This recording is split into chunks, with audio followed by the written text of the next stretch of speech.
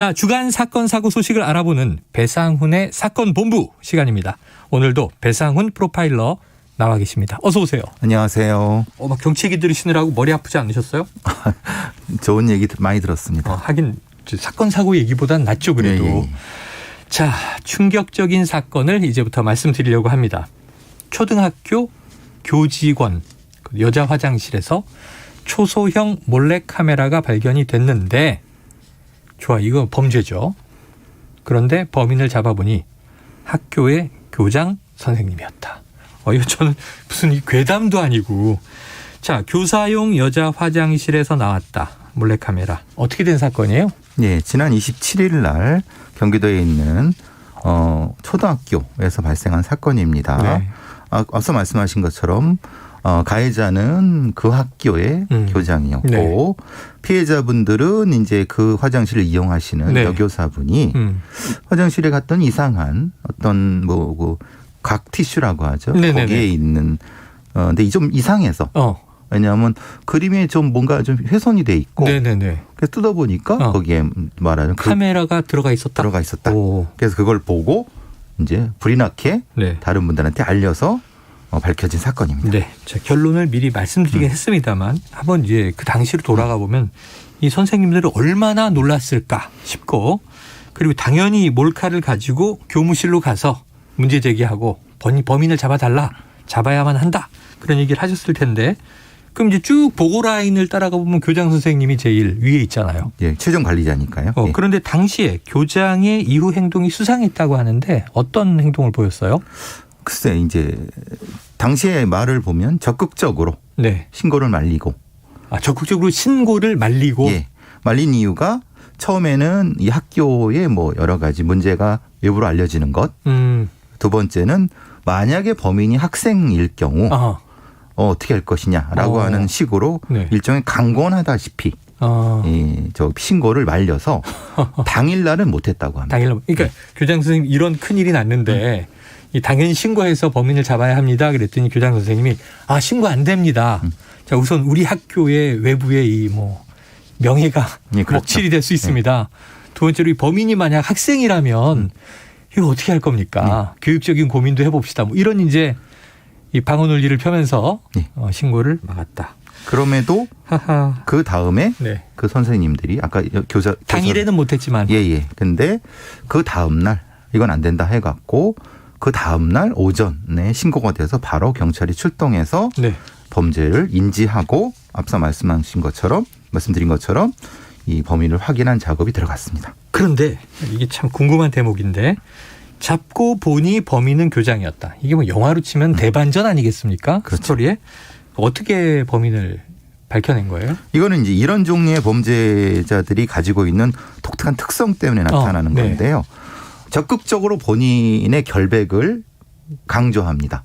그러기 위해서 보통 그 카메라는 칩이 있지 않습니까? 그렇죠. 예, 메모리 칩이 요즘에는. 있겠죠. 거기를 보고 이거 별거 아니다.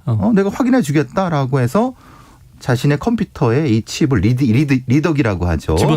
집어넣어서 읽었다는 거예요. 이걸 이제 작동하게 되죠. 예. 근데 좀 이상하지 않습니까? 네. 왜냐하면 그 칩은 아무 컴퓨터에나 읽히는 게 아닙니다.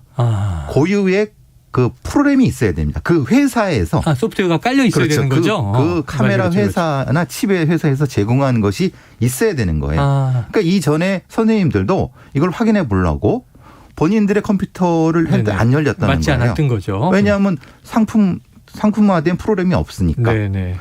그 이상하잖아요. 그렇죠. 이건 왜냐하면 이 교장이 큰 실수를 한 거죠. 정말 큰 실수로 자신의 존재를 드러냈네요. 근데 이런 종류의 범죄자들은 이런 실수가 되게 당연합니다. 왜냐하면 적극적으로 자신을 방어하기 위해서 과도한 액션을 취하는 경우가 많습니다. 결백을 주장하다 보니 그거를 들은 경찰이 네. 자백을 받아낸 거죠. 그러니까 영상 파일이 작동되자마자 그랬겠네요. 그런 상태가 된 거죠. 교장 선생님의 컴퓨터에서 이게 작동이 되네. 그렇죠. 그렇다면 이게 그 제품 프로그램이 깔려 있다는 얘기네. 그렇죠. 이렇게 해서 이제 바로 그냥 1번 용의자가 됐을 것 같습니다. 자, 심지어 이 교장이 발뺌을 하려고 본인의 컴퓨터를 보여준 게 그렇죠. 컴퓨터 좀 봅시다 이랬을 텐데 이게 의심을 산 계기가 됐다고 하는데 프로그램 문제고요. 자, 근데 사건 발생 다음 날 오전에 신고가 되면서 당일 신고 하루는 막았잖아요. 예. 그럼 통상 범인이라면 증거를 지우거나 이 흔적을 다 이제 없애버리려는 시도를 했을 것 같은데 이게 포렌식으로 이제 살려내는 과정이 있었을 것 같아요. 예. 그런 행동이 벌어졌던가요? 예. 보니까 외무리 칩을 약간의 훼손하려는 시도 있었던 것 같고요. 네네. 아마도 그 결과물을 본인의 컴퓨터라든가 이런 데 저장해 놨을 수 있지 않습니까? 네, 그렇죠, 그렇죠. 옮겨놨을 수 네. 있으니까 그 부분은 발견 안 됐는데 뭐 이제 경찰한테 피해자분들한테 다행일 수도 있지만은 그 교장의 핸드폰에서 그 몇 장의 그것이 나오면서 네. 결국은 증거를 찾게 된 거죠. 아, PC는 나오지 않았고. 예. 그러니까 그 시간 하루 동안 네네. 싹 다 삭제를 했을 수 있다는 거죠. 컴퓨터에 있었던 것은 삭제했을 가능성이 높죠. 예. 근데 그중에 일부 증거는 휴대폰으로 옮겨져 있었다. 예. 거기서 발견을 했다 이렇게 되는 거죠. 그러니까 만약에 이 교장이 좀 굉장히 강압을 했다든가 뭐 생떼를 썼다든가 교사들을 뜯어 말렸다면 신고가 혹시 안 됐을 수도 있잖아요. 안 됐을 수 있고 교사들이 설득됐다면 이전에 그렇게 되는 경우가 많았죠. 강압적인 거로 해서 신고를 한참 뒤에 하는 경우나 아예 묻어버리거나 이런 네네. 경우가 종종 있었죠. 교사들이 그냥 설득이 돼버리거나 설득은 아니라도 예. 무서워서 그냥 못하거나. 이번 사건은 교사분들이 굉장히 용기 있는 행동을 네. 하신 겁니다. 그렇습니다. 교사들이 교장의 강권을 듣지 않고 신고를 한 것이 이제 결국 이 범죄 행위를 밝혀내는 용기 있는 행동이 됐는데 야 이게 안 했으면 어쩔까 묻히지 않았을까 하는 또 생각을 해보면 정말 다행이고요. 교장은 결국 범행을 인정했습니까? 네, 뭐 증거가 나왔으니까요. 네네. 예. 단 그렇게 설치한 거 맞다. 설치했다. 근데 이건 성적인 이유 때문이 아니다라고. 그래요? 저도 이해를 못해 무슨 말인지 모르겠습니다만. 무슨 이유랍니까? 그러니까요. 이거는 이제 본인의 변명일 가능성이 높죠. 아니 여교사 화장실에 네. 이걸 설치하고 성적인 욕구가 아니라고 했으면 무슨 욕구입니까? 네네. 자, 그러니까 이게 성적인 욕구 때문이 아니기 때문에 자기 입장에선 성범죄가 아니다. 이런 우리가 이럴 때 이게 말이냐 막걸리냐 이런 얘기 하게 되는데 좀 황당한 얘기가 나온 것 같습니다. 자, 교장이 이 학교에서 4년 근무했다는 거예요.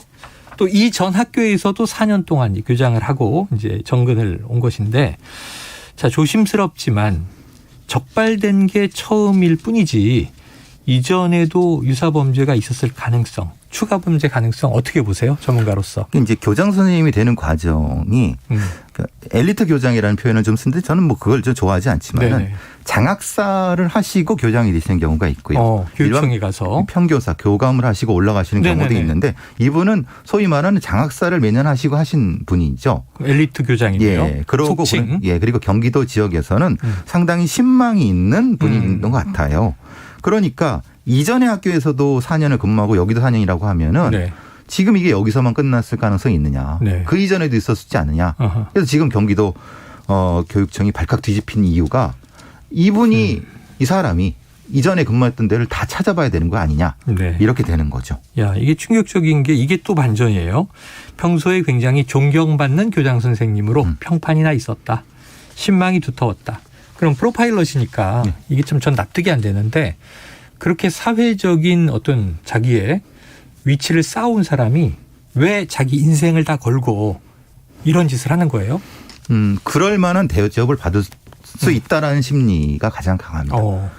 뭐 보신 거 아시겠지만 검사장도 이런 비슷한 범죄를 했고 판사도 했고 변호사도 했고 무슨 어느 교수도 했고 그렇습니다. 언론인도 있고요. 예, 언론인도 있고. 이거는 사회적 지위와 지식하고는 전혀 관계가 없습니다. 오히려 그 모수를 생각한 비율이 훨씬 높습니다.